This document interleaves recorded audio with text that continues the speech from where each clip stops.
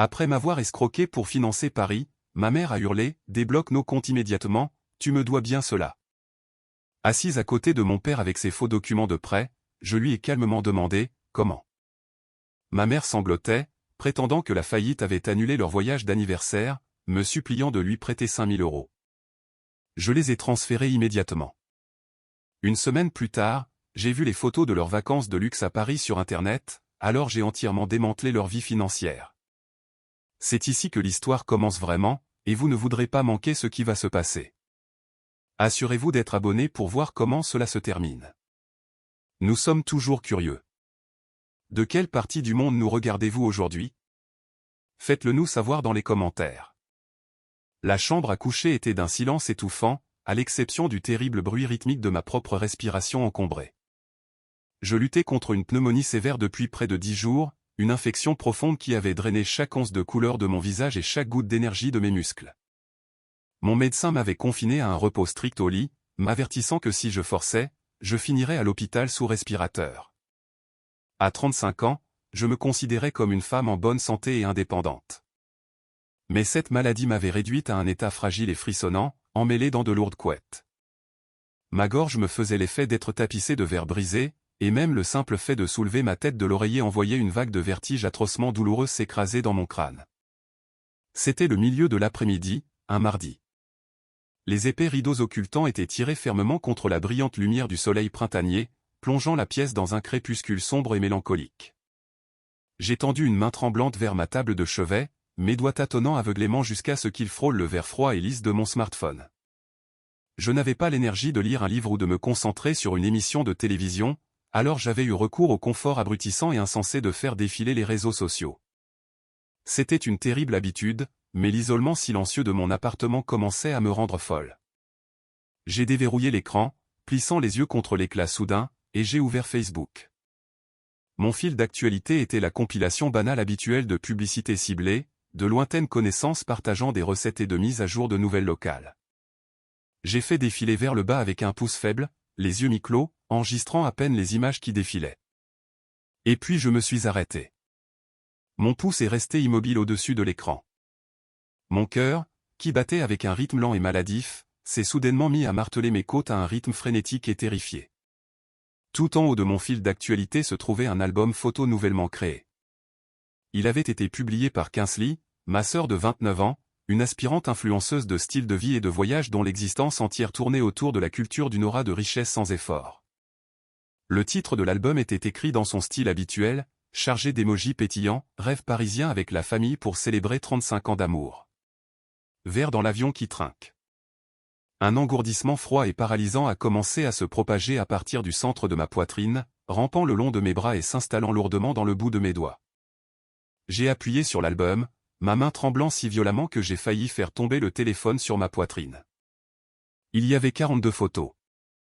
J'ai fixé la toute première, ma vision se brouillant sur les bords. C'était une photo large et vibrante prise juste devant la tour Eiffel. Le ciel derrière était d'un bleu brillant et sans défaut. Debout épaule contre épaule, rayonnant d'une joie radieuse et insouciante, se trouvait toute ma famille. Il y avait Arthur, mon père, portant un blazer bleu marine sur mesure et un chapeau Panama, l'air plus détendu que je ne l'avais vu depuis une décennie.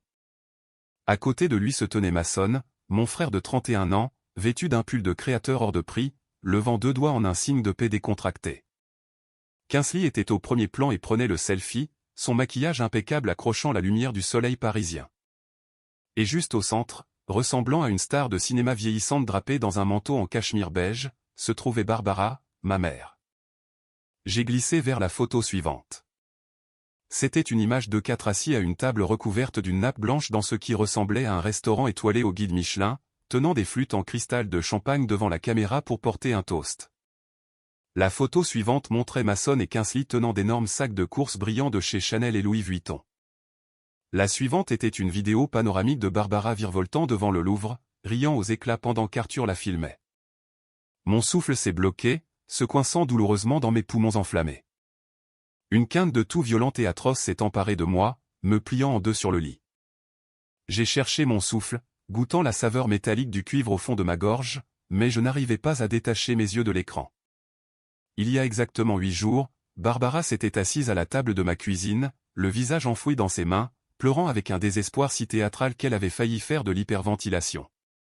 Elle m'avait raconté, entre des sanglots haletants, qu'un privilège fiscal inattendu et une facture médicale catastrophique avaient complètement anéanti leurs économies. Elle m'avait dit que leur voyage pour leur 35e anniversaire, une modeste escapade nationale, du moins c'est ce que l'on m'avait dit, était entièrement annulé. Elle m'avait supplié, ses mains serrant les miennes avec une force désespérée, pour un prêt d'urgence de 5 000 € juste pour empêcher leur prêt hypothécaire de tomber en défaut de paiement. J'avais transféré l'argent depuis mon compte d'épargne instantanément. Je n'avais pas demandé de preuves. Je n'avais pas hésité. J'avais vidé une part importante de ma propre sécurité financière pour la sauver de la ruine. Maintenant, je fixais la preuve numérique de leur luxueuse indulgence transatlantique, un voyage qu'ils planifiaient clairement dans mon dos depuis des mois. Un voyage dont ils m'avaient délibérément exclu avant de me piéger pour le financer. La réalité de la situation s'est abattue sur moi comme une vague d'eau glacée étouffante. La trahison était pire que la maladie qui étouffait lentement mes poumons. Je suis resté allongé là pendant ce qui m'a semblé être des heures, le téléphone posé sur ma poitrine comme un poids de plomb. Les visages souriants et lumineux de ma mère, de mon père, de ma sœur et de mon frère étaient brûlés sur mes rétines. L'audace pure de la chose était totalement paralysante. Ils n'étaient pas seulement partis en vacances secrètes. Ils l'avaient publiquement affiché sur une plateforme où ils savaient que je finirais par le voir. Ou peut-être qu'ils s'en moquaient. Peut-être que ma présence dans leur vie était si purement transactionnelle qu'ils n'avaient même pas envisagé les conséquences de ma découverte de leurs mensonges. Une terrible douleur sourde s'est installée dans mon estomac. Je me suis redressé en position assise, luttant contre les vertiges qui menaçaient de me renverser. J'ai attrapé le verre d'eau sur ma table de chevet, ma main tremblant si fort que l'eau a débordé par-dessus le bord et a trempé les draps. J'ai bu avidement, essayant d'apaiser le feu à vif et irritant dans ma gorge, mais cela n'a rien fait pour étancher la colère brûlante qui s'enflammait dans ma poitrine. J'avais besoin d'entendre sa voix. J'avais besoin de savoir exactement jusqu'où allait cette illusion. Sans m'accorder le temps de remettre en question ma décision, j'ai ouvert mes contacts, appuyé sur le nom de Barbara et pressé le bouton d'appel. J'ai tenu le téléphone contre mon oreille, écoutant les longues sonneries étirées. En raison de la connexion internationale, il y avait un léger délai sourd entre chaque tonalité. À la 4e sonnerie, la ligne s'est ouverte. Allô, la voix de Barbara a flotté à travers le haut-parleur. Elle était légère, aérienne et teintée d'une excitation haletante qu'elle essayait clairement et échouait à réprimer. Maman, ai-je croassé. Ma voix sonnait épouvantablement mal, enrouée, faible et râpeuse à cause de la pneumonie. Je n'avais pas besoin de simuler ma détresse. Oh, Mia, ma chérie. Son ton a changé instantanément, adoptant une cadence douceâtre et pratiquée d'inquiétude maternelle. Oh, ma pauvre chérie, comment te sens-tu? La fièvre est-elle tombée? J'ai fermé les yeux, appuyant ma tête contre la tête de lit. En arrière-plan de son appel, je pouvais clairement entendre les sons distincts et incomparables d'une rue européenne animée. Il y avait le tintement des tasses en porcelaine sur les soucoupes, le faible bourdonnement de la circulation et la voix d'une femme à proximité disant quelque chose de rapide et d'élégant dans un français impeccable. Je suis à peu près dans le même état, ai-je menti, gardant mon ton parfaitement plat. J'ai mal quand je respire. Je suis juste allongé ici dans le noir. J'ai fait une pause, laissant le silence s'étirer de manière inconfortable. Comment vont les choses de ton côté, maman? Comment vous en sortez-vous, toi et papa, avec la situation financière? Il y a eu une fraction de seconde d'hésitation de son côté. Je l'ai imaginée assise à la terrasse d'un café parisien, échangeant un regard paniqué avec Arthur au-dessus d'une assiette de croissants chauds. Oh, c'est tout simplement misérable, Mia. Barbara a soupiré, sa voix dégoulinant d'un épuisement artificiel. Nous nous en sortons tout juste. Ton père est au téléphone avec la banque depuis ce matin pour essayer de régler ce pétrin. Nous sommes juste assis ici dans le salon en train de manger de la soupe en conserve, essayant de trouver comment nous allons payer la facture d'électricité le mois prochain. Le mensonge était si fluide, livré avec si peu d'effort, qu'il m'a littéralement donné la nausée. Cela a l'air terrible, ai-je chuchoté. Ça l'est. Ça l'est vraiment, a-t-elle approuvé promptement. Mais nous sommes si incroyablement reconnaissants pour ton aide, Mia. Ces 5 000 € ont littéralement sauvé notre maison. Nous avons payé l'arriéré de l'hypothèque tout de suite. Je ne sais pas ce que nous ferions sans notre fille fiable et pratique. Fiable, pratique. C'étaient les mots qu'elle utilisait toujours pour me décrire. Jamais brillante, jamais belle, jamais spéciale. Ces adjectifs étaient strictement réservés à Kingsley et Mason. Je n'étais que le cheval de très fiable. Soudain, une voix forte et joyeuse a coupé le bruit de fond de son côté. Maman, regarde ces macarons. Ils ont des flocons d'or dessus. C'était Kingsley. Barbara a cafouillé avec le téléphone, le son s'étouffant légèrement comme si elle avait plaqué sa main sur le microphone. Désolé, Mia, c'était juste la télévision. J'ai mis la chaîne de voyage. Tu sais à quel point j'aime me torturer en rêvant d'endroits où nous n'avons pas les moyens d'aller. Elle a laissé échapper un rire forcé et fragile. Bref, je dois y aller. Ton père a besoin que je jette un œil à des documents ennuyeux. Repose-toi bien, ma chérie. Je le ferai. Au revoir, maman, ai-je dit doucement avant de raccrocher. J'ai laissé le téléphone tomber sur le lit. Le silence de ma chambre est revenu, m'oppressant de tous les côtés. Les larmes, que je refoulais depuis que j'avais vu la première photo, ont finalement coulé. Elles coulaient chaudes et rapides sur mes joues, trempant le col de mon pyjama. J'avais passé toute ma vie d'adulte à essayer de gagner son approbation, à essayer d'être le pilier sur lequel cette famille pouvait s'appuyer. J'avais sacrifié mes propres vacances, retardé mes propres achats et travaillé 80 heures par semaine pour m'assurer d'avoir toujours un filet de sécurité, non seulement pour moi, mais pour eux. Et voici ma récompense, être escroqué, être laissé malade et seul pendant qu'ils buvaient du champagne à l'autre bout du monde à mes frais. J'ai essuyé mes yeux avec le dos de ma main, effaçant les larmes. La profonde tristesse se calcifiait lentement et régulièrement en quelque chose de beaucoup plus dur, de beaucoup plus tranchant. Une clarté froide et clinique a commencé à envahir mon cerveau enfiévré. Barbara était une manipulatrice experte. Elle avait passé sa vie à tisser des toiles de culpabilité et d'obligation, convainquant Arthur de regarder ailleurs, convainquant Kingsley et Mason que le monde leur était dû, et me convainquant qu'il était de mon devoir de le payer. Elle se croyait intouchable. Elle pensait avoir exécuté le crime parfait contre sa propre fille. Mais ils avaient oublié une chose cruciale. Pour vraiment comprendre la profondeur de la tromperie de Barbara, il fallait comprendre l'architecture de la dynamique de notre famille. J'étais l'aîné de 3 enfants, mais je n'avais jamais été traité comme une enfant. Dès le moment où j'ai pu marcher et parler, j'étais l'adulte désigné, la gestionnaire de crise, celle qui répare. Barbara avait passé sa jeunesse en tant que courtière en immobilier de luxe modérément accomplie. C'était une femme farouchement et obsessionnellement dévouée aux apparences. Pour Barbara, la perception de la richesse était bien plus importante que la stabilité financière réelle. Elle s'habillait de manière impeccable, conduisait des berlines allemandes en location qu'elle pouvait à peine se payer et organisait de somptueux dîners qui plongeaient la famille dans des dettes de cartes de crédit terrifiantes.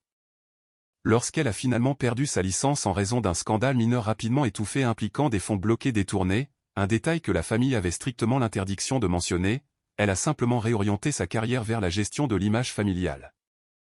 Arthur, mon père, était un comptable en gestion de patrimoine privé de profession, mais à la maison, c'était un fantôme. Il était entièrement passif, terrifié par le tempérament volatile de Barbara et par ses pleurs manipulateurs. Il permettait son comportement par pur instinct de conservation, s'enterrant dans des feuilles de calcul au bureau pendant qu'elle ruinait les finances du ménage. Ensuite, il y avait mon frère et ma sœur. Kingsley, l'enfant prodige, était belle, charismatique et complètement allergique au travail acharné. Barbara la vénérait, considérant Kingsley comme une extension de sa propre jeunesse évanouie. Lorsque Kingsley a décidé qu'elle voulait devenir influenceuse de voyage, Barbara a insisté sur le fait que la famille devait soutenir son rêve. La famille, dans ce contexte, s'actionnait autour de moi. J'avais payé l'équipement photographique professionnel de Kingsley, son installation d'éclairage initial, et j'avais même financé ses 2 premiers voyages sponsorisés de ma propre poche, convaincu par Barbara que c'était un investissement dans son avenir. Mason n'était pas mieux. À 31 ans, il s'imaginait en entrepreneur technologique. Bien qu'il n'ait jamais écrit une ligne de code ni lancé le moindre produit avec succès, il rebondissait d'une idée de start-up désastreuse à une autre, ayant toujours besoin d'un capital de départ pour se lancer. Lorsque ses investisseurs, généralement les amis crédules d'Arthur, venaient réclamer leur argent, c'était Barbara qui intervenait pour protéger son précieux garçon, pleurant auprès de moi sur la façon dont l'esprit de maçonne serait brisé s'il faisait face à la faillite. J'avais 35 ans, j'étais architecte en sécurité informatique et administratrice de base de données principale pour une grande entreprise. J'étais très bien payée, très compétente et très isolée. Parce que je n'avais ni mari ni enfant, Barbara partait du principe que mes revenus étaient essentiellement des biens communs. Elle était un prédateur dissimulé sous une chaleur maternelle. Son arme principale était une forme incroyablement puissante de fragilité militarisée. Elle savait exactement comment faire en sorte que ses problèmes ressemblent à des urgences catastrophiques que seul moi pouvais résoudre. Le souvenir de sa performance de la semaine dernière repassait dans mon esprit avec une clarté écœurante. Elle s'était présentée à mon appartement sans prévenir, son maquillage parfaitement étalé pour laisser entendre qu'elle pleurait depuis des heures. Elle s'était assise dans ma cuisine, les épaules tremblantes, refusant le thé que je lui proposais. « Je ne voulais pas te le dire, Mia » avait-elle sangloté, la voix se brisant avec une perfection dramatique. « Je voulais te protéger de cela, mais ton père, il a fait une terrible erreur, un mauvais investissement, et maintenant il y a un privilège fiscal. Il parle de saisie. Mia, nous allons perdre la maison. Le voyage d'anniversaire est annulé, bien sûr, mais cela n'a même plus d'importance. Nous avons juste besoin de survivre. » Elle avait l'air si petite, si brisée. Elle avait produit un morceau de papier, un en-tête imprimé générique d'une agence de recouvrement qui, avec le recul, semblait incroyablement suspect. Mais je ne l'avais pas examiné de près. J'avais regardé le visage taché de larmes de ma mère, ressenti une vague de responsabilité paniquée et j'avais immédiatement ouvert mon application bancaire. 5 000 € les feront patienter jusqu'à la prochaine commission d'Arthur, avait-elle murmuré en s'essuyant les yeux. Je te promets que nous te rembourserons, Mia. Je le jure sur ma vie. C'était une classe de maître en extorsion émotionnelle. Elle avait ciblé ma plus profonde vulnérabilité, mon besoin désespéré et pathétique d'être valorisé et aimé par elle, et l'avait exploité sans faille. Alors que j'étais allongé dans mon lit, fixant le plafond, la fièvre a commencé à tomber, laissant derrière elle une clarté froide et dure. Ils étaient à Paris. Ils riaient, buvaient et célébraient leur belle et parfaite famille, ne se souciant absolument pas du fait qu'ils m'avaient pratiquement volé pour le faire. Barbara avait orchestré tout cela, confiante que sa fille fiable se contenterait d'avaler la perte et de ne poser aucune question. Elle avait raison sur un point. J'étais fiable. J'étais méthodique. En tant qu'architecte informatique, toute ma carrière reposait sur la conception de systèmes impénétrables et, lorsque cela était nécessaire, sur la découverte des failles fatales pour les détruire. Et tandis que je cherchais mon ordinateur portable sur le sol à côté du lit, un sourire dangereux et sans humour a finalement effleuré mes lèvres. Le lourd châssis métallique de mon ordinateur portable d'entreprise était froid contre mes jambes rougies par la fièvre. J'ai ajusté les oreillers dans mon dos, luttant contre la douleur persistante dans ma poitrine alors que je démarrais la machine. La lueur de l'écran a illuminé la chambre sombre, projetant des ombres nettes sur les murs. Pendant des années, j'avais été le département informatique et l'administratrice financière non rémunérée de la famille. Lorsqu'Arthur a commencé à avoir des difficultés avec la transition vers les services bancaires numériques il y a 10 ans et que Barbara perdait régulièrement leur relevé papier, j'avais pris sur moi de consolider toute leur vie financière. J'avais construit un portail crypté hautement sécurisé sur un serveur privé. Grâce à lui, je gérais leurs déclarations de revenus, je surveillais leurs comptes chèques et d'épargnés, plus important encore, j'agissais en tant qu'administratrice numérique de la fiducie immobilière irrévocable de la famille. Une entité juridique créée il y a des années par feu mon grand-père pour protéger leur maison. Parce qu'ils étaient totalement analphabètes en matière de technologie, je détenais les clés maîtresses. J'étais la fiduciaire désignée, légalement tenue de protéger les actifs contre la fraude. C'était une responsabilité que j'avais prise au sérieux, mais que j'avais toujours gérée avec une approche non interventionniste, ne me connectant que lorsqu'il était temps de compiler leurs impôts ou lorsque Barbara invoquait une nouvelle urgence. Maintenant, mes doigts volaient sur le clavier avec une intention impitoyable. J'ai contourné l'écran de connexion standard, accédant au système d'administration. L'authentification à double facteur a fait biper mon téléphone. J'ai entré le code à 6 chiffres. Le tableau de bord s'est chargé, affichant un aperçu complet de l'écosystème financier d'Arthur et Barbara. Ma première cible était le prétendu privilège fiscal. J'ai navigué vers la boîte de réception sécurisée où toute la correspondance fédérale et étatique était acheminée numériquement. J'ai défini les paramètres de recherche pour les 12 derniers mois. Les résultats se sont affichés instantanément. L'écran était remarquablement vide de toute notification de la part des impôts ou du département des revenus de l'État. Il n'y avait aucun avertissement, aucune saisie, aucun privilège. Le document taché de l'arme que Barbara avait agité sous mon nez était une fabrication totale et absolue, probablement maquettée dans un traitement de texte. Un calme froid et méthodique s'est emparé de moi. Le brouillard fiévreux avait disparu, remplacé par l'état d'esprit précis et analytique que j'utilisais pour démanteler les menaces de sécurité au travail. J'ai cliqué sur leur compte chèque principal. L'historique des transactions s'est affiché ligne par ligne. Là, daté d'il y a exactement 8 jours, se trouvait mon transfert de 5 000 € étiqueté secours d'urgence. J'ai suivi l'argent. Il était resté sur leur compte pendant exactement 4 heures. Ensuite, il avait été transféré, non pas vers une agence de recouvrement, ni vers un prêteur hypothécaire, mais vers une carte de crédit de voyage à haut rendement. J'ai ouvert le relevé de la carte de crédit. La liste chronologique des dépenses se lisait comme une brochure de voyage de luxe. Surclassement en première classe Air France 3 200 €. Acompte hôtel Le Meurice Paris 4 500 €.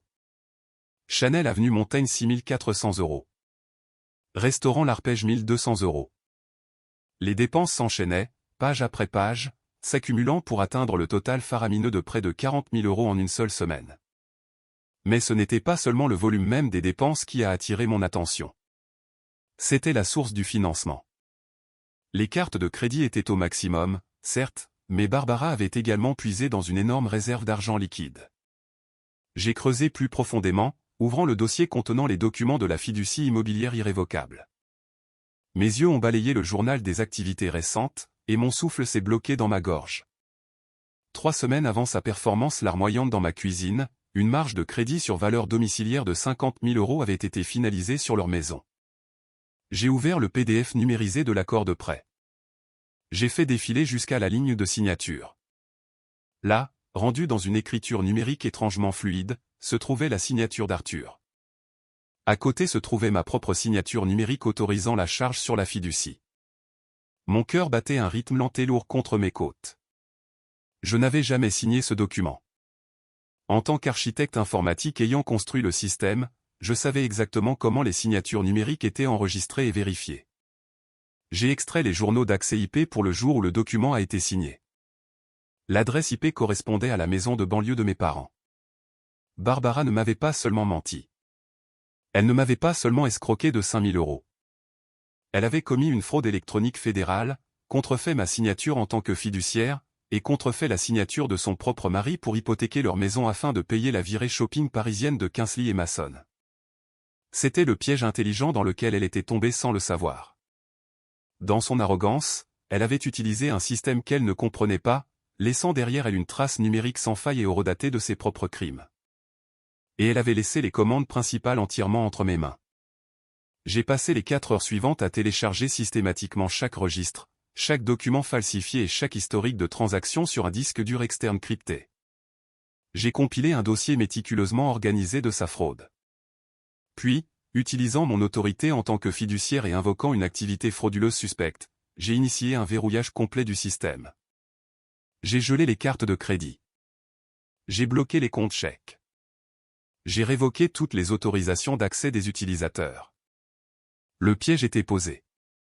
Il ne me restait plus qu'à attendre qu'il le déclenche. Il a fallu 4 jours pour que les retombées m'atteignent.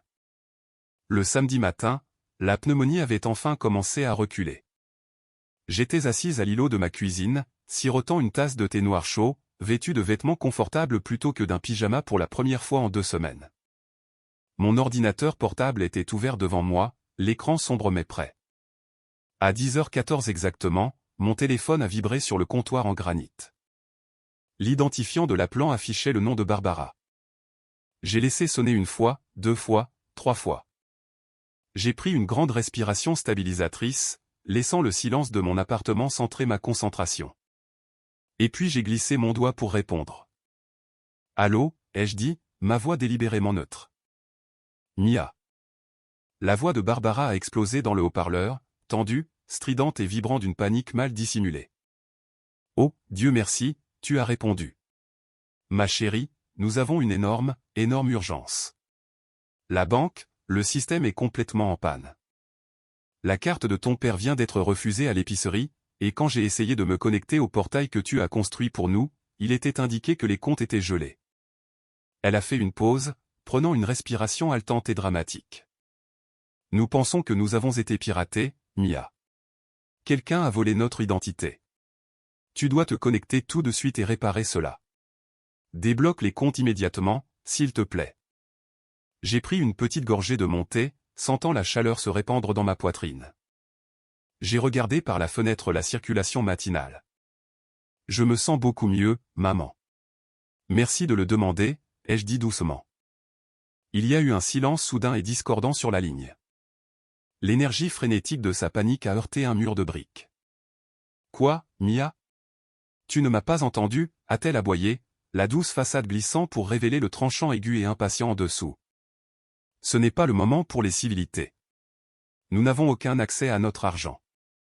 Nous sommes victimes de cybercriminalité. Tu dois débloquer le portail. Je t'ai entendu, maman, ai-je répondu, gardant mon ton parfaitement plat, complètement dépourvu de la déférence qu'elle avait l'habitude d'entendre de ma part. Mais tu n'as pas été piraté. C'est moi qui ai bloqué les comptes. Tu as quoi?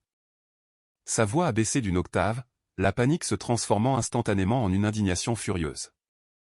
Qu'est-ce qui t'a donné le droit de faire cela? Débloque-les immédiatement. Mia, je ne joue pas. Je suis la fiduciaire légale de la fiducie immobilière et l'administratrice des comptes, ai-je déclaré, récitant les faits avec une précision glaciale.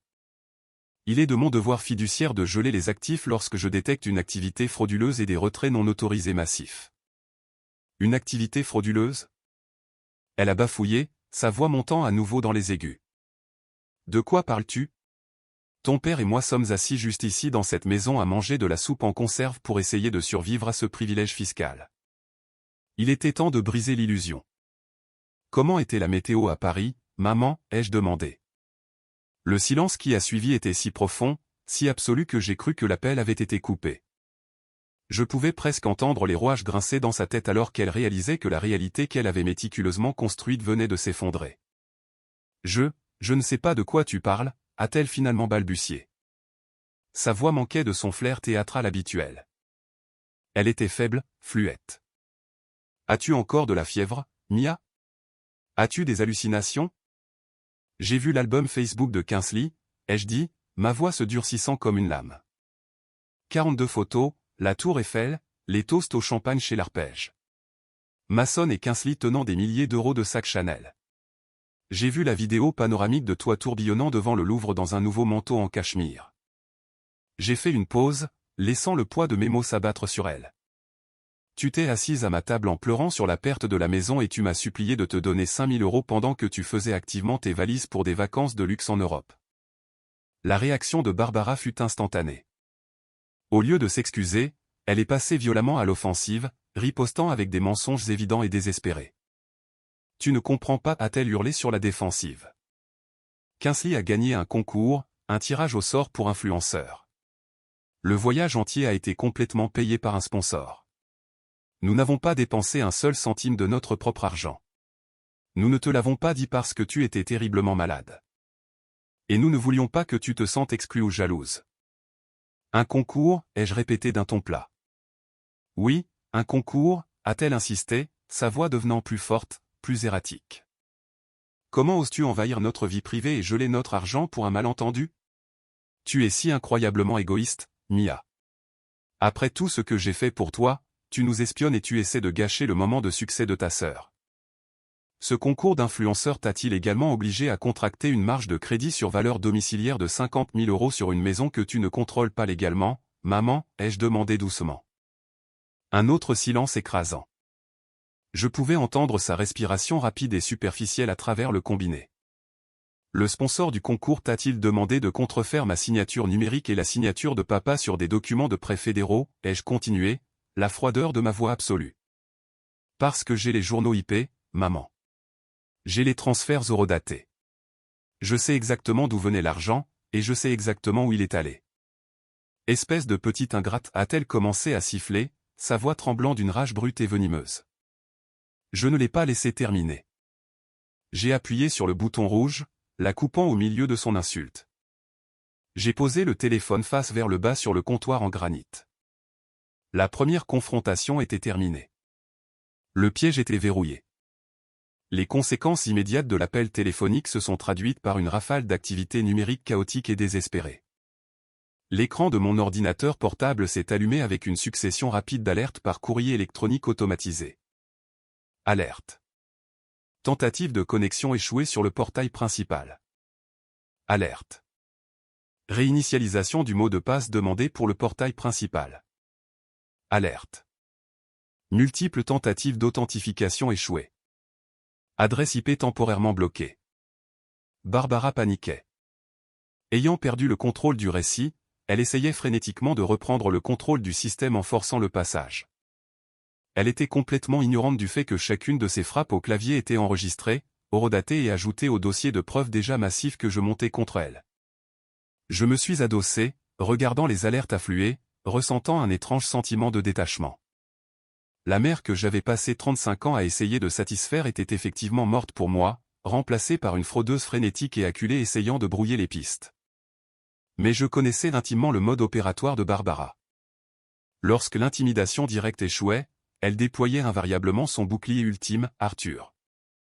Elle déformerait la vérité, jouerait la victime, et enverrait mon père pour nettoyer le désordre et me culpabiliser pour obtenir ma soumission. Je n'ai pas eu à attendre longtemps. 2 heures plus tard, mon téléphone a de nouveau sonné.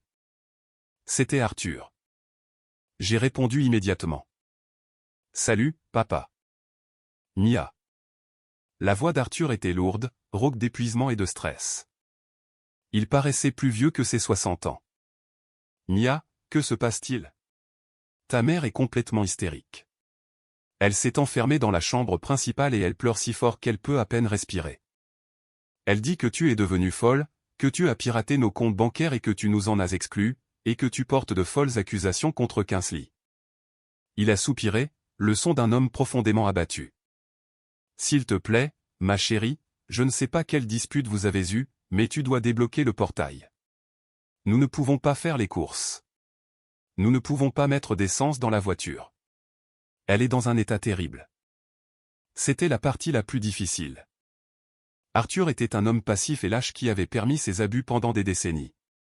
Mais il était aussi profondément manipulé. Il vivait dans une bulle d'ignorance soigneusement entretenue, préférant ne pas poser de questions tant que la paix était maintenue. Il était temps de faire éclater sa bulle. « Papa, » ai-je dit doucement mais fermement. « Es-tu allé à Paris la semaine dernière ?» Il y a eu une longue et douloureuse hésitation de son côté. Je l'ai entendu déglutir difficilement. « Mia, écoute, » a-t-il commencé, son ton passant à une tentative d'apaisement défensive. Ta mère a été soumise à une pression immense dernièrement avec le privilège fiscal et la menace de saisie.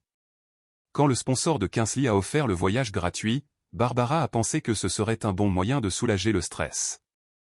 Nous avions juste besoin d'une pause, Mia. Elle ne voulait pas te blesser en te le disant pendant que tu étais malade. Mon emprise sur le téléphone s'est resserrée. Elle avait même réussi à le convaincre du mensonge du concours. Il n'y a pas de privilège fiscal, papa, ai-je dit. Et il n'y avait aucune menace de saisie. Que veux-tu dire, a demandé Arthur, la voix tremblante de confusion. J'ai vu la lettre de l'agence de recouvrement, Mia. Barbara me l'a montrée. C'était un faux, lui ai-je dit sans ménagement. Elle l'a imprimé pour me convaincre de lui donner 5 000 €, de l'argent qu'elle a immédiatement transféré sur sa carte chez Saphir pour payer la compte de l'hôtel Le Meurice. Mia, non. Non, ce n'est pas vrai, a bafouillé Arthur, le déni épais dans sa voix. Il luttait désespérément avec sa loyauté envers la réalité qu'il connaissait. Elle m'a dit qu'elle t'avait emprunté cet argent pour payer l'arriéré de l'hypothèque. Elle m'a promis qu'elle s'en occupait. Elle ne pensait qu'à bien faire, Mia. Elle veut juste protéger la famille. Ouvre tes emails, papa, ai-je interrompu, ma voix ne laissant absolument aucune place au débat. Quoi? Je t'envoie un email en ce moment même. Ouvre-le. J'ai cliqué sur envoyer pour l'email que j'avais préparé. Il contenait un lien sécurisé vers un dossier en lecture seul sur le serveur. À l'intérieur se trouvaient 3 documents. J'ai entendu le faible bip de sa tablette recevant la notification en arrière-plan. Ouvre le premier document, papa, ai-je ordonné. Je l'ai entendu s'agiter, le tapotement de son doigt sur un écran de verre. D'accord, c'est un accord de prêt, une marge de crédit. Regarde le montant, ai-je dit. 50 000 euros, a-t-il murmuré, le souffle s'échappant de ses poumons. Maintenant, regarde les signatures. Il y a eu un long silence atroce. Je pouvais entendre le moment exact où son cœur s'est brisé. Je pouvais entendre ses respirations superficielles et rapides alors qu'il fixait sa propre signature falsifiée, et la mienne juste en dessous. Je n'ai jamais signé ça, a-t-il murmuré, sa voix tremblant violemment. Je n'ai jamais vu ce document. Je sais que tu ne l'as pas fait, ai-je dit. C'est elle qui l'a falsifié. Elle a contracté un prêt de 50 000 euros sur la fiducie familiale pour payer Paris, des sacs Chanel pour Kinsley et des billets de première classe pour Mason. Mais ce n'est pas tout, papa. Regarde le deuxième document. Je l'ai entendu cliquer. C'est l'historique des transactions de ton compte de retraite privée sur les 5 dernières années, ai-je expliqué, maintenant un ton clinique et régulier pendant qu'il assimilait la dévastation. Elle a systématiquement siphonné de l'argent de ton compte épargne retraite pour payer les dettes de carte de crédit de Kinsley et financer les entreprises ratées de Mason. Elle a vidé près de 200 000 euros, papa. Oh mon Dieu, a étouffé Arthur. C'était un son d'angoisse pure et non adultéré. Le son d'un homme réalisant que toute sa vie était un mensonge soigneusement orchestré. Oh mon Dieu, elle. Il a dit. Le marché était juste peu performant. Elle m'avait dit de ne pas m'inquiéter. Il pleurait maintenant, de doux sanglots brisés qui résonnaient à travers le téléphone. Elle a commis une fraude, papa, ai-je dit doucement. Contre moi et contre toi. Les comptes sont bloqués parce que j'ai l'obligation légale, en tant que fiduciaire, de sécuriser les actifs lorsque des crimes sont commis. Mia, a-t-il pleuré. Que faisons-nous? Que dois-je faire? Tu fais un sac, lui ai-je dit, la maître stratège désormais pleinement aux commandes. Tu fais un sac et tu viens à mon appartement, parce que demain nous allons avoir une réunion de famille et je vais mettre fin à tout cela. L'atmosphère dans mon appartement le lendemain après-midi était d'une tension étouffante, lourde de la collision imminente entre la réalité et des décennies d'illusions soigneusement construites. J'étais assise en bout de ma grande table à manger, mon ordinateur portable ouvert, une pile de 4 épais dossiers cartonnés parfaitement reliés reposant sur la surface en chêne polie devant moi. Je portais un blazer bien taillé, mon armure. La toux persistante de ma pneumonie était le seul signe physique de vulnérabilité que je m'autorisais, mais mon esprit n'avait jamais été aussi vif. Arthur était assis immédiatement à ma droite. Il avait l'air complètement vidé, fixant d'un regard vide le grain du bois, ses mains tremblant légèrement là où elles reposaient sur ses genoux. Il avait passé la nuit dans ma chambre d'amis, pleurant jusqu'à ne plus avoir de larmes, pleurant la mort du mariage qu'il croyait avoir. À exactement 13 heures, l'interphone de mon appartement a sonné. J'ai appuyé sur l'interphone pour déverrouiller les portes du hall, mon pouls restant remarquablement régulier. Quelques minutes plus tard, 3 coups secs ont résonné dans le couloir. J'ai ouvert la porte. Barbara se tenait là, flanquée de Kinsley et Mason. Il ressemblait à une famille royale entrant dans les quartiers d'un paysan rebelle. Barbara portait son nouveau manteau parisien en cachemire hors de prix, le menton relevé dans un masque d'indignation furieuse. Kinsley était occupé à tapoter agressivement sur son téléphone, semblant profondément agacé par le désagrément d'avoir été convoqué. Mason avait simplement l'air de s'ennuyer, faisant teinter les clés de son SUV de luxe de location dans sa poche. « Bien », a aboyé Barbara en passant devant moi sans même dire bonjour. « J'espère que tu es satisfaite, Mia. Nous avons dû prendre un Uber pour venir ici parce que nos cartes ont été refusées à la station-service. Ce petit délire de toute puissance se termine aujourd'hui. Tu vas te connecter à cet ordinateur tout de suite et restaurer notre accès. Asseyez-vous, ai-je dit. Ma voix était calme, mais elle portait une autorité froide qui a fait cesser le tintement de clé de Mason. Je ne m'assierai pas, a sifflé Barbara, ses yeux fusillant Arthur. Arthur, dis à ta fille d'arrêter ces absurdités tout de suite. Je n'arrive pas à croire que tu sois venu ici et que tu aies entretenu ces délires hystériques. Arthur n'a pas levé les yeux. Il n'a pas parlé. Il est juste resté assis là, une présence silencieuse et accablante. Barbara a vacillé pendant une fraction de seconde, une lueur d'incertitude sincère traversant ses traits, mais elle l'a rapidement masquée avec de l'indignation. Elle a tiré une chaise en face de moi et s'est assise raidement. Mason et Kingsley, sentant le changement de gravité dans la pièce, ont tranquillement pris les places restantes. Je rate un appel de collaboration de marque très important pour ça, Mia, s'est plainte Kingsley en levant les yeux au ciel et en jetant son téléphone sur la table. Alors, quel que soit le sujet de cette réunion de famille, pouvons-nous faire vite? Ma carte de crédit est bloquée et mon photographe menace d'annuler notre séance photo de demain si je ne paie pas son acompte. Et l'hébergement de mon serveur cloud va être suspendu à minuit, a ajouté Mason, s'adossant et croisant les bras. J'ai besoin que 50 000 € soient transférés sur le compte de la start-up d'ici 17 heures, sinon tout mon lancement bêta est ruiné. J'ai regardé mon frère et ma sœur. Ils étaient des spécimens parfaitement conservés de personnes convaincues que tout leur est dû, entièrement isolés de la réalité financière de leur propre existence. Ils n'avaient aucune idée que le sol sous leurs pieds avait déjà disparu. Il n'y aura aucun transfert aujourd'hui, Mason, ai-je dit doucement. J'ai fait glisser l'un des dossiers cartonnés sur la table vers lui. J'ai fait glisser le deuxième vers Kingsley et le troisième directement devant Barbara. J'ai gardé la copie principale pour moi. Qu'est-ce que c'est? A demandé Kingsley, regardant le dossier comme s'il était recouvert de poison. C'est une comptabilité médico-légale complète de vos vies, ai-je répondu. Ouvrez-les. Mason a ouvert le sien en premier. Ses yeux ont balayé la première page, ses sourcils se fronçant de confusion. Kingsley a ouvert le sien un instant plus tard. Barbara s'est contentée de fixer la couverture du sien, la mâchoire serrée. Page 1, ai-je dirigé, ma voix résonnant dans la pièce silencieuse. Le transfert bancaire depuis mon compte d'épargne personnelle daté d'il y a exactement 2 semaines. 5 000 € donnés à maman sous le prétexte explicite et larmoyant qu'une agence de recouvrement allait saisir votre maison. J'ai fait une pause, les laissant assimiler les chiffres. Page 2, ai-je continué. Le relevé de carte de crédit du compte chez Saphir de maman. Vous verrez mes 5 000 € déposés. 4 heures plus tard, vous verrez un retrait de 4 500 € payés à l'hôtel Le Meurice à Paris. Les 500 restants sont allés à Air France pour des surclassements en première classe. Attends, quoi? Mason a cligné des yeux, regardant du papier à Barbara. Maman, tu nous as dit que le voyage avait été payé par le concours d'influenceurs de Kingsley. Oui, maman, est intervenu Kingsley, soudainement très pâle. Tu as dit que le sponsor avait tout couvert. Qu'est-ce que c'est que ça? Le visage de Barbara est devenu d'un rouge tacheté profond. Elle ment. Elle a fabriqué ces documents. Elle travaille dans l'informatique. Elle sait comment falsifier une feuille de calcul. Passez à la page 4, ai-je ordonné, l'ignorant complètement. Ils ont tourné les pages. J'ai entendu Kingsley halter. Ceci, ai-je dit en pointant ma propre copie, est une marge de crédit sur valeur domiciliaire juridiquement contraignante.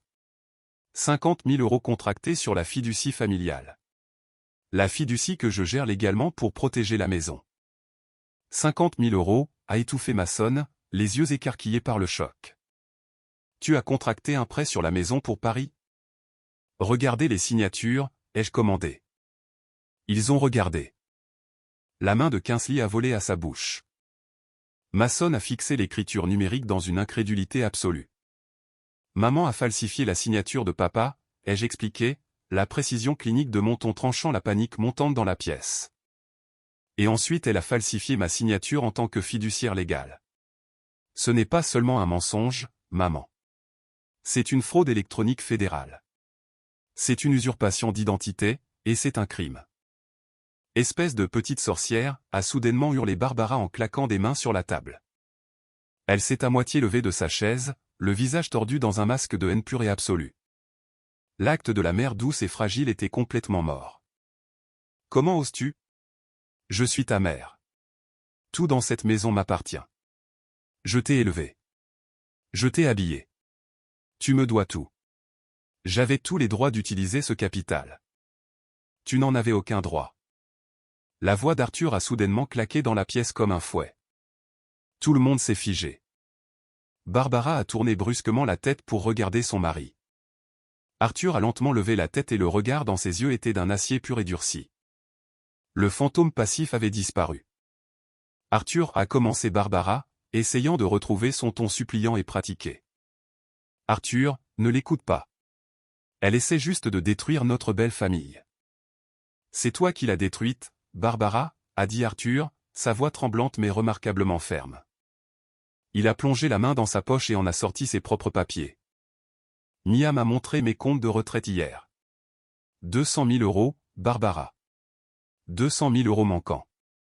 Vidés pour payer les vêtements ridicules de Kingsley et les entreprises imaginaires de Mason. Tu as volé notre avenir. Papa, je ne savais pas, a commencé à pleurer Kingsley. De vraies larmes terrifiées coulaient sur son visage. Je jure que je ne savais pas d'où venait l'argent.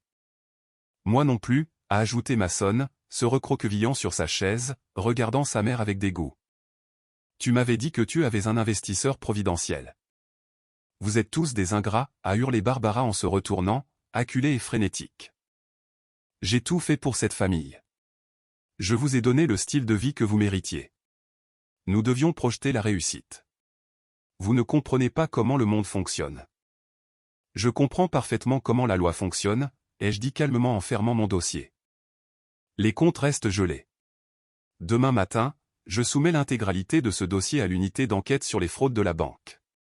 Je suis légalement tenu de signaler les signatures falsifiées sur la fiducie, sinon je deviens complice de tes crimes. Les yeux de Barbara s'écarquillèrent dans une terreur pure et haletante. Tu enverrais ta propre mère en prison. Je protège simplement la fiducie, comme tu as exigé que je le fasse lorsque tu m'as nommé fiduciaire, ai-je répondu, sentant un immense et profond sentiment de paix s'installer sur mes épaules. Ce que les autorités fédérales feront des preuves de ta fraude est totalement hors de mon contrôle. Arthur, a supplié Barbara, se tournant vers mon père, les larmes coulant sur son visage, tendant la main pour attraper son bras. Arthur, s'il te plaît, arrête-la. Tu dois l'arrêter. Arthur s'est levé lentement en retirant son bras de son emprise. Il a baissé les yeux vers elle, non pas avec colère, mais avec une pitié absolue et finale. Je demande le divorce lundi, Barbara, a dit Arthur doucement, sa voix résonnant dans le silence stupéfait de la pièce, et je coopérerai pleinement à l'enquête de la banque concernant la falsification de mon nom. Il s'est tourné vers moi, m'offrant un sourire triste et brisé. Merci, Mia, de m'avoir ouvert les yeux. Barbara s'est effondrée dans sa chaise, un long gémissement lugubre s'échappant de ses lèvres. Les enfants prodiges étaient assis dans un silence stupéfait et terrifié, réalisant que la banque de papa et maman était définitivement fermée. Le sortilège était brisé. Le piège s'était refermé sans faille. Les retombées furent rapides, dévastatrices et totalement absolues. Une fois que le service des fraudes de la banque a reçu mon dossier méticuleusement compilé, la machine de la justice s'est mise en marche avec une efficacité impitoyable. Je n'ai pas eu à lever un autre doigt ni à prononcer un autre mot pour ma défense. Les empreintes numériques que Barbara avait laissées derrière elle dans son arrogante ignorance dressaient un tableau complet et irréfutable de sa culpabilité. En quelques semaines, les enquêteurs fédéraux ont été officiellement impliqués. L'effronterie pure de falsifier la signature d'une fiduciaire légale sur un document de prêt garanti par le gouvernement fédéral a fait passer la situation d'un conflit domestique à un crime financier grave. La banque a immédiatement exigé le remboursement intégral de la marge de crédit de 50 000 €. Comme les fonds avaient déjà été dilapidés à Paris en acompte d'hôtel, vol en première classe et sacs à main de créateurs qui perdaient de leur valeur dès qu'ils quittaient la boutique, il n'y avait pas d'argent pour la rembourser. La procédure de divorce d'Arthur a été étonnamment propre, principalement parce que Barbara n'avait pratiquement plus rien pour quoi se battre. Pour satisfaire les exigences de la banque et éviter une peine de prison immédiate, elle a été contrainte d'accepter un accord de plaidoyer dévastateur. Elle a dû céder complètement sa moitié de la valeur de la maison familiale. La maison a été vendue en l'espace de 2 mois. J'ai utilisé mon réseau professionnel pour trouver à Arthur un excellent jury comptable et un avocat spécialisé en divorce impitoyable. Avec mon aide, il a réussi à sauver une petite partie de ses fonds de retraite restants. Ce n'était pas grand-chose, mais c'était suffisant pour louer un appartement confortable et calme dans un quartier modeste, loin de la pression écrasante du maintien des apparences. Pour la première fois en 35 ans, Arthur avait l'air en paix. Il a recommencé à lire des livres. Il s'est mis au jardinage sur son petit balcon. Le poids lourd et anxieux qui lui voûtait les épaules depuis des décennies avait complètement disparu. La chute de Barbara fut totale. Forcée de quitter le manoir de banlieue qu'elle avait utilisé comme scène, et avec une condamnation pour fraude criminelle marquant son casier judiciaire de manière permanente. Elle s'est retrouvée totalement inemployable dans n'importe quel poste impliquant la manipulation d'argent ou la présentation d'une image prestigieuse. elle a emménagé dans un minuscule studio exigu à la périphérie de la ville. Sans les revenus d'Arthur à pomper, et avec sa cote de crédit complètement anéantie, les berlines de luxe ont été saisies, les vêtements de créateurs ont été vendus dans des dépôts-ventes, et son cercle social soigneusement entretenu l'a immédiatement et brutalement ostracisé. Ses enfants prodiges ne lui ont offert aucun réconfort. Quand l'argent a disparu, leur loyauté aussi. La carrière d'influenceuse de Kingsley a implosé du jour au lendemain. Sans mes subventions forcées et les fonds volés par Barbara pour payer ses photographes professionnels, ses voyages et ses abonnés générés par des robots, son engagement a chuté. Confrontée à la réalité de devoir réellement subvenir à ses besoins, elle a été forcée de prendre un emploi de chef d'équipe dans un magasin de vêtements de détail de milieu de gamme dans un centre commercial local. Elle a bloqué le numéro de Barbara, furieuse que la stupidité de sa mère ait ruiné son esthétique. Les délires entrepreneuriaux de Mason se sont brisés tout aussi violemment. Ses serveurs cloud ont été fermés pour non-paiement, emportant ses lancements bêta imaginaires avec eux. Incapable d'obtenir un financement légitime parce qu'il n'avait pas de véritable modèle commercial et complètement coupé de la fiducie familiale. Il a emménagé dans un appartement en sous-sol en colocation avec 3 colocataires et a pris un emploi de saisie de données de bas niveau pour payer son loyer. Lui aussi a blâmé Barbara pour ses échecs, refusant catégoriquement de lui parler. Quant à moi, je me suis enfin autorisé à respirer. La pneumonie avait depuis longtemps disparu de mes poumons, mais la maladie plus profonde, le besoin étouffant et désespéré de l'approbation d'une femme qui ne me considérait que comme un distributeur automatique de billets, était enfin guéri elle aussi. 6 mois après la confrontation finale dans ma salle à manger, Arthur est venu à mon appartement pour le dîner du dimanche. J'avais cuisiné un simple poulet rôti avec des légumes, remplissant l'espace d'arômes chauds et réconfortants. Nous étions assis à la même table où j'avais étalé les preuves des crimes de Barbara, mais l'atmosphère était complètement différente. Elle était légère. Elle était sûre. C'est délicieux, Mia a souri Arthur en prenant une gorgée de son vin. Il avait l'air sincèrement heureux. Les rides de stress autour de ses yeux s'étaient visiblement adoucies. Je suis contente que ça te plaise, papa, ai-je répondu en lui souriant en retour. Il a posé sa fourchette, son expression devenant pensive et profondément sincère. Il a tendu la main à travers la table et l'a posée doucement sur la mienne. Je ne me suis jamais correctement excusé auprès de toi, a-t-il dit doucement, la voix chargée d'émotion. Pour toutes ces années, pour l'avoir laissé te traiter de cette façon. J'étais un lâche, Mia. Je l'ai laissé profiter de ta bonté, de ton sens des responsabilités, parce que c'était plus facile pour moi de me cacher. Je suis si profondément, si sincèrement désolé. J'ai regardé mon père, voyant les remords sincères dans ses yeux, et j'ai senti le dernier nœud persistant de ressentiment dans ma poitrine se dénouer. Je te pardonne, papa, lui ai-je dit. Et je le pensais. Nous avons tous les deux été manipulés, mais nous sommes libres maintenant. C'est tout ce qui compte. Il a serré ma main, une larme glissant sur sa joue, mais c'était une larme de soulagement, pas de chagrin. J'ai regardé autour de mon appartement calme et paisible. Mes comptes bancaires étaient en sécurité. Ma vie professionnelle était florissante. Je n'étais plus le cheval de trait fiable d'une famille de parasites. J'étais simplement Mia, vivant ma propre vie entièrement selon mes propres termes. Le piège avait été nécessaire. Les retombées avaient été brutales, mais la justice était absolue. Et alors que je versais un autre verre de vin à mon père, je savais que j'étais enfin libre.